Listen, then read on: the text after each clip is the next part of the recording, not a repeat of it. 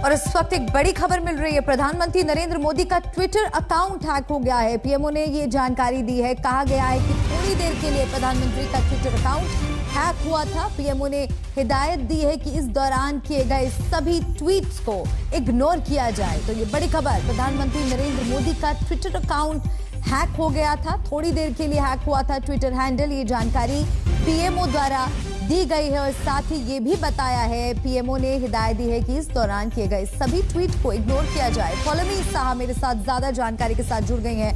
पौलमी, वाकई बहुत बड़ी खबर, प्रधानमंत्री नरेंद्र मोदी का ट्विटर अकाउंट थोड़ी देर के लिए हैक हो गया था और क्या अपडेट है आपके पास? जी, ये बीच रात की बात है। आप जानते हैं कि ट्विटर पे प्रधानमंत्री नरेंद्र मोदी 2 अकाउंट्स उनके हैं। एक पीएमओ इंडिया हैंडल है और एक नरेंद्र मोदी हैंडल है, जहां से वो पॉलिटिकल ट्वीट्स और पर्सनल ट्वीट्स करते हैं। पीएमओ से ऑफिशियल ट्वीट्स करते हैं, सरकारी खबरों की ट्वीट्स करते हैं।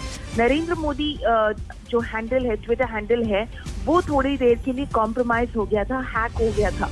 उससे एक ट्वीट भेजा गया था जिससे कहा गया था कि भारत सरकार ने बिटकॉइंस को लीगल करेंसी के तौर पे एक्सेप्ट कर लिया है और खुद सरकार ने 500 बिटकॉइंस खरीद लिए हैं और इसे देशवासियों के बीच में बांट रही है।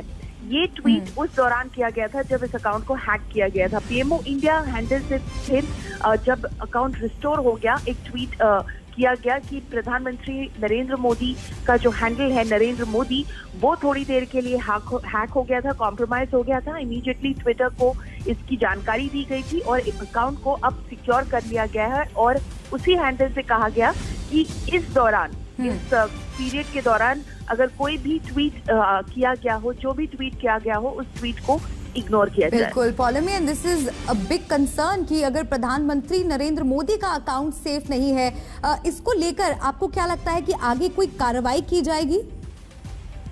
ये बहुत ही बड़ी बात है कि अगर प्रधानमंत्री नरेंद्र मोदी का अकाउंट हैक हुआ है और इस तरह की बहुत एक कॉम्प्रोमाइजिंग और एक तरह से हलचल फैलाने वाली ट्वीट उस अकाउंट से की गई है, तो ये जरूर भारत सरकार जो है इसे एक गंभीरता से लेगी और इसके बारे में ट्विटर से और भी जानकारी लेने की कोशिश करेगी और किस तरह से और प्रोटेक्शन और लेयर्स ऑफ सिक्योरिटी लगाया जा सके दोनों हैंडल्स के लिए, ताकि इस तरह की जो एक सेंसेशनल ट्वीट है इस दौरान लोगों में फैल सकती है, लोग इसे इसका गलत मतलब निकाल सकते हैं, तो इसे किस तरह से रोका जाए, जरूर भारत सरकार इसके बारे में ट्विटर से बात करेगी। बिल्कुल, और देश के प्रधानमंत्री का ट्विटर हैंडल हैक हो जाने से इसका दुरुपयोग भी किया जा सकता है, खामियाजा इसका उठाना पड़ सकता है। शुक्रिया पौलमी आपका तमाम अपडेट दर्शकों तक पहुंचाने के लिए। आप आगे भी नजर बनाए रखिएगा।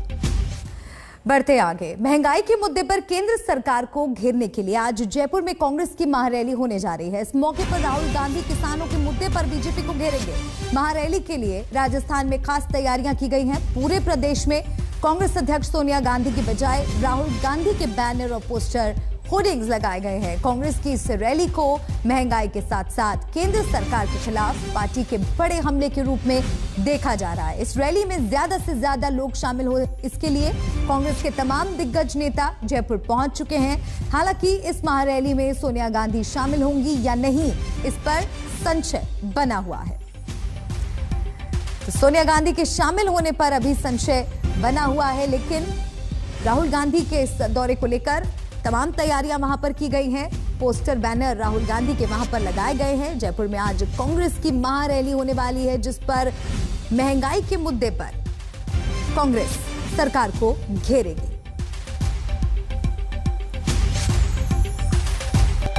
नमस्कार, गुड मॉर्निंग। आप देख रहे हैं आज तक, आपके साथ मैं हूं मलिका मल्होत्रा और इस बुलेटिन की शुरुआत एक बड़ी खबर से करेंगे। प्रधानमंत्री नरेंद्र मोदी का ट्विटर अकाउंट हैक हो गया। पीएमओ ने ये जानकारी दी है। कहा गया है कि थोड़ी देर के लिए प्रधानमंत्री का ट्विटर अकाउंट हैक हो गया था।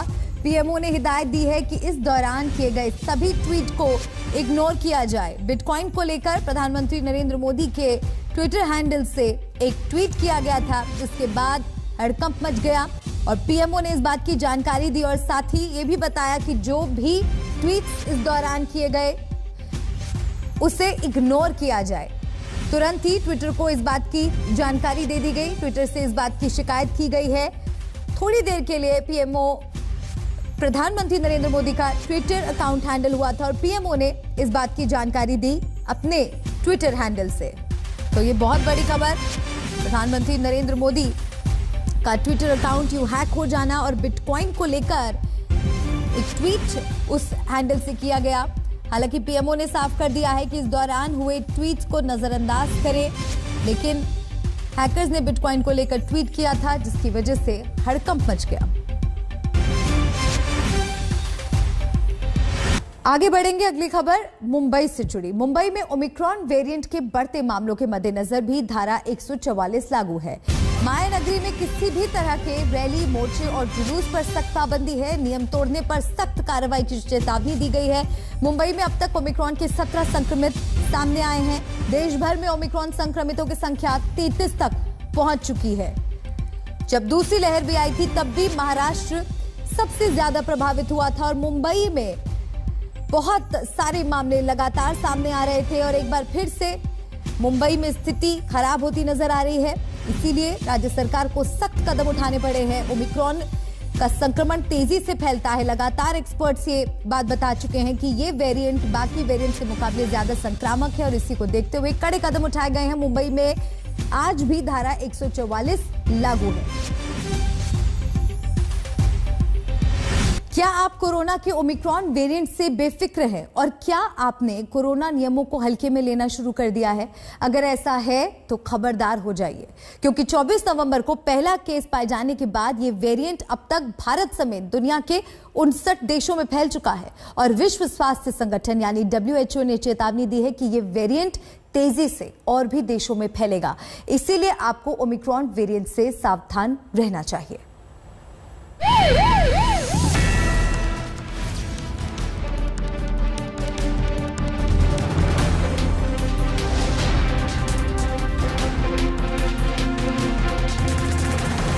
भारत में ओमिक्रॉन के 33 केस सामने आ चुके हैं, जिसमें से आधे अकेले महाराष्ट्र में दर्ज हुए हैं। शुक्रवार को देश में ओमिक्रॉन के 9 में से 7 केस महाराष्ट्र में मिले। इनमें से 3 केस मुंबई में पाए गए जो तंजानिया, ब्रिटेन और साउथ अफ्रीका से लौटे थे। बाकी 4 केस पिंपरी चिंचवाड़ में पाए गए जो हाल ही में एक ओमिक्रॉन संक्रमित नाइजीरियाई महिला से मिले थे। महाराष्ट्र में शुक्रवार को 7 मरीज मिले, जिनमें से 4 का वैक्सीनेशन हो चुका है, जबकि 1 मरीज को अभी सिंगल डोज लगी है। इन नए मामलों के साथ महाराष्ट्र में ओमिक्रॉन के कुल 17 केस हो गए हैं, जिसमें से 3.5 साल का एक बच्चा भी शामिल है। हालांकि महाराष्ट्र समेत देश भर में जितने भी ओमिक्रॉन संक्रमित के मामले मिले हैं, उनमें मामूली लक्षण पाए गए हैं, लेकिन महाराष्ट्र सरकार ओमिक्रॉन को लेकर पूरी गंभीरता बरत रही है। बीएमसी ने कई सारी टीमों को धारावी में तैनात किया है, वो रैपिड टेस्टिंग भी कर रही है। इसके चलते अब मुंबई पुलिस ने शनिवार और रविवार के लिए धारा 144 पूरे मुंबई शहर में लगा दी है। आपको बता दें, इस धारा का उल्लंघन किसी ने किया तो सख्ती से कार्रवाई मुंबई पुलिस कर सकती है। दो मुख्य कारण इसके बताए जा रहे हैं। ओमिक्रॉन का खतरा तो है ही, लेकिन एआईएमआईएम की एक बहुत ही बड़ी रैली आज मुंबई में होनी है, जिसके लिए मुंबई पुलिस ने पहले ही परमिशन नहीं दी थी। इसे तिरंगा यात्रा का नाम दिया जा रहा है। असुद्दीन ओवैसी और एआईएमआईएम के कई सारे जो कार्यकर्ता मुंबई पहुंच रहे हैं और इसका जो सीधा खतरा है वो कोविड केसेस के चलते हो सकता है। दूसरी अगर जो बात करूं तो संजय राउत ने अपशब्द का इस्तेमाल बीजेपी के लिए किया है, तो बीजेपी भी आज मुंबई में अलग अलग जगहों पर प्रोटेस्ट करने वाली थी। तो कई सारे ये जो कारण है जिसके चलते मुंबई पुलिस ने शनिवार और रविवार के लिए धारा 144 पूरे शहर में लगा दी है। देश में भले ही ओमिक्रॉन के सिर्फ 33 ही केस सामने आए हैं, लेकिन एक्सपर्ट्स ओमिक्रॉन को लेकर पहले ही चेतावनी दे चुके हैं कि सावधानी हटी, दुर्घटना घटी। ऐसे में कोरोना के प्रति लापरवाही अब सरकार के लिए भी चिंता का सबब बन रही है। हमने सबने मास्क पहनना, खूब पहनना, हम डर गए। हमने ये आदत अपनी ठीक रखी, लेकिन अब जरा उस तरफ अगर आते हैं हम, अगस्त हो गया, गिरना शुरू हो गया, सितंबर आ गया, अक्टूबर, नवंबर और दिसंबर, हम लगभग उसी पोजीशन पे आज पहुंच गए हैं जैसे कि ये जो सर्ज आई थी हमारी उसके शुरुआत में थे, मार्च में, फरवरी में। हम उससे भी इनफैक्ट नीचे हैं अकॉर्डिंग टू दिस एस्टिमेट। तो इन अ वे हम एक डेंजर जोन में फिर आ गए हैं technically speaking from this point of view. From a protection capability, from the point of view of the protection capability, we are now operating at a low level, an unacceptable level, and a risky level. ये आपके सामने दिखाई दे रहा है। 100 बात की एक बात यह है कि ओमिक्रॉन से डरने की नहीं, बस खबरदार रहने की जरूरत है, क्योंकि ओमिक्रॉन के फैलने की रफ्तार बेहद खतरनाक है, जिससे तीसरी लहर आ सकती है। Indian institute of mathematical sciences के 2 दिसंबर तक के आंकड़े बताते हैं कि इस वक्त देश में कोरोना की आर वैल्यू यानी रिप्रोडक्शन वैल्यू 0.95 है।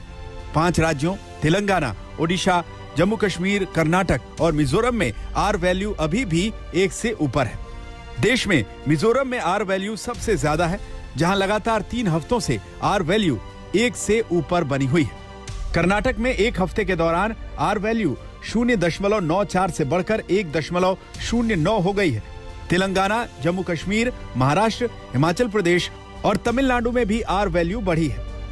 आर वैल्यू ये बताती है कि कोरोना से संक्रमित एक व्यक्ति से कितने लोग इन्फेक्ट हो रहे हैं या हो सकते हैं, और ओमिक्रॉन की संक्रमण फैलने की शक्ति डेल्टा से कई गुना ज्यादा है। जब डेल्टा वायरस आया था और डेल्टा प्लस वेरिएंट आया था, तो हम लोगों ने जो स्टैटिस्टिक्स निकाली थी उसमें 5 और 6 के बीच में R0 वैल्यू थी 5.6। इसका मतलब ये था कि डेल्टा से संक्रमित व्यक्ति 5 या 6 लोगों को एक समय में संक्रमण दे सकता है, इन्फेक्ट कर सकता है। ये उसकी इन्फेक्टिविटी का मापदंड है, मारक क्षमता का मापदंड नहीं है। जैसे कि अब ये ओमिक्रॉन आया है, इसकी इन्फेक्टिविटी रेट डेल्टा वायरस से 5 गुना ज़्यादा है, तो हम ये कह सकते हैं R0 वैल्यू इसकी 30 होगी। ये गलत नहीं होगा कहना। राहत की बात यह है कि ओमिक्रॉन संक्रमण में बीमारी के गंभीर लक्षण नहीं होते, लेकिन जिस तेजी से यह फैल रहा है उसे नजरअंदाज नहीं किया जा सकता। ओमिक्रॉन की वजह से साउथ अफ्रीका में हर दिन सामने आने वाले नए इन्फेक्शन की संख्या पिछले 3 हफ्तों के दौरान दोगुनी हो चुकी है। ब्रिटिश हेल्थ डिपार्टमेंट का दावा है कि आने वाले कुछ ही दिनों में ब्रिटेन में रोजाना आने वाले कोरोना केस में आधे ओमिक्रॉन वेरिएंट के होंगे। अमेरिका में भी ओमिक्रॉन 50 में से 19 राज्यों में फैल चुका है। एक्सपर्ट्स चेतावनी दे रहे हैं कि अगर भारत में भी ओमिक्रॉन को गंभीरता से नहीं लिया गया तो हालात बिगड़ सकते हैं। इसलिए एक बात अच्छे से समझ लीजिए, वैक्सीन के बाद भी 2 गज की दूरी और मास्क है बेहद जरूरी। ओमिक्रॉन के डर के चलते उत्तर प्रदेश में चिंताएं बढ़ गई हैं, लगातार बैठकें हो रही हैं। मैं इस वक्त जहां मौजूद हूं, ये कोविड कमांड सेंटर, यहाँ का लखनऊ डीएम ने बड़ी बैठक ली है, जिसमें कई डिसीजंस लिए गए हैं, जिनमें 50 मीटर यानी 50 मीटर के दायरे तक अब मिनी कंटेनमेंट जोन रहेगा। जहां पर भी केसेस पाए जाएंगे, बांस बल्लियों की बजाय रिबन से घेर दिया जाएगा घर को। संबंधित संक्रमित के घर के अगल बगल वाले मकान दायरे में होंगे। सभी की जांच, कॉन्टैक्ट ट्रेसिंग की जाएगी। रिपोर्ट आने तक यह निगरानी रहेगी। पॉजिटिव व्यक्ति पृथकवास में रहेगा। नियम तोड़े जाने पर कानूनी कार्रवाई भी होगी, और यदि पॉजिटिव व्यक्ति नजर बचाकर बाहर निकला तो मुकदमा भी दर्ज हो सकता है। इसके अलावा मैं आपको बता दूं कि मॉक ड्रिल से कोरोना की तीसरी लहर को परखेंगे, यानी कि जब ऑफिसर्स मॉक ड्रिल पर निकलेंगे। उत्तर प्रदेश में अभी तक ओमिक्रॉन वेरिएंट का कोई केस नहीं आया है, पर जिस तरह से बैठकें चल रही हैं, मुस्तैदी प्रशासन की तरफ से और सरकार की तरफ से बढ़ा दी गई है। कैमरामैन संजय के साथ समर्थ श्रीवास्तव, आज तक।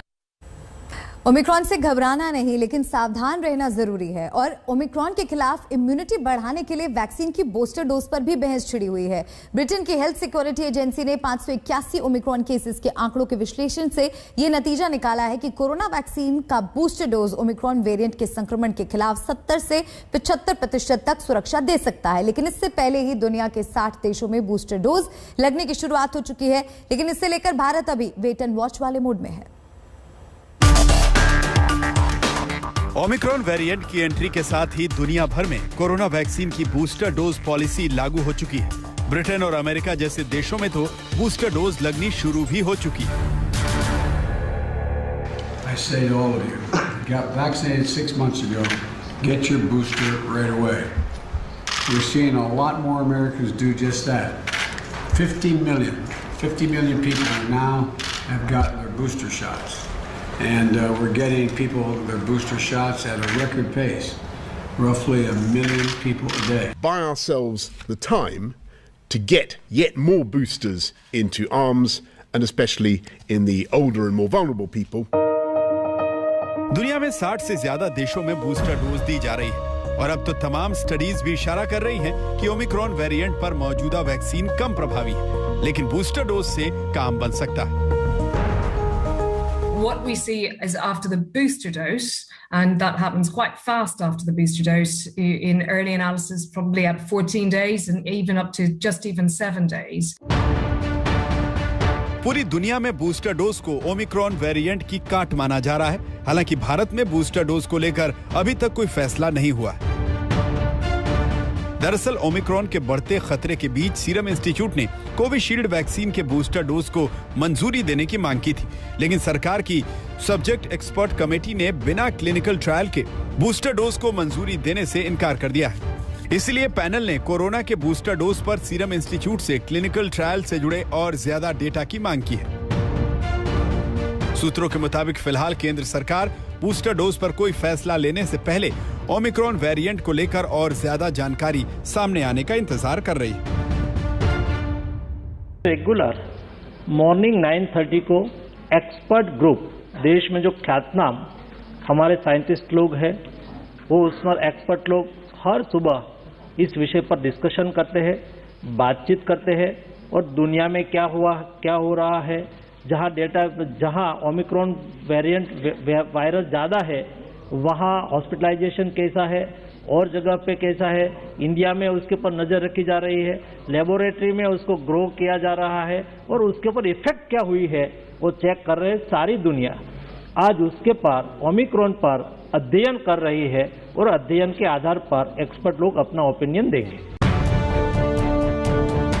केंद्रीय स्वास्थ्य मंत्री ने संसद में क्लियर कर दिया है कि भारत फिलहाल बूस्टर डोज पर जोर देने के बजाय ज्यादा से ज्यादा वैक्सीनेशन पर ही फोकस करेगा। वैसे वैक्सीनेशन की बात करें तो भारत में अब तक कोरोना वैक्सीन की 132 करोड़ से ज्यादा डोज दी जा चुकी है, जबकि देश की 50% आबादी को वैक्सीन की दोनों डोज लग चुकी है। देश की 85% से ज्यादा वयस्क आबादी को वैक्सीन की पहली डोज दी जा चुकी है। वैक्सीनेशन पॉलिसी तय करने वाली बॉडीज ने यह भी कह दिया है कि बूस्टर डोज को लेकर भारत WHO के निर्देशों के आधार पर पॉलिसी तय करेगा। All governments should reassess and revise their national plans based on the current situation and their national capacities. Accelerate vaccine coverage in the most at-risk populations in all countries. मैं फिर emphasise करूंगा कि WHO का कोई stand booster dose के लिए नहीं है। उसमें बिल्कुल क्लैरिटी है उनकी तरफ से। It's under consideration और WHO has clearly and emphatically highlighted the need to complete primary vaccination as the most important priority. And our thinking and our overall picture, our best understanding and our emphatic view is also aligned with the same approach that let's complete the task of vaccinating every adult with 2 doses. सूत्रों के मुताबिक Omicron variant के खिलाफ booster dose Bharat में लग सकती है, लेकिन इसकी शुरुआत कब से होगी ये साफ नहीं है। लेकिन मुद्दे की बात यह है कि ओमिक्रॉन से बचने के लिए बूस्टर डोज से ज्यादा जरूरी है कोरोना गाइडलाइंस की बूस्टर डोज लेना। दिल्ली से मिलन शर्मा के साथ आज तक ब्यूरो।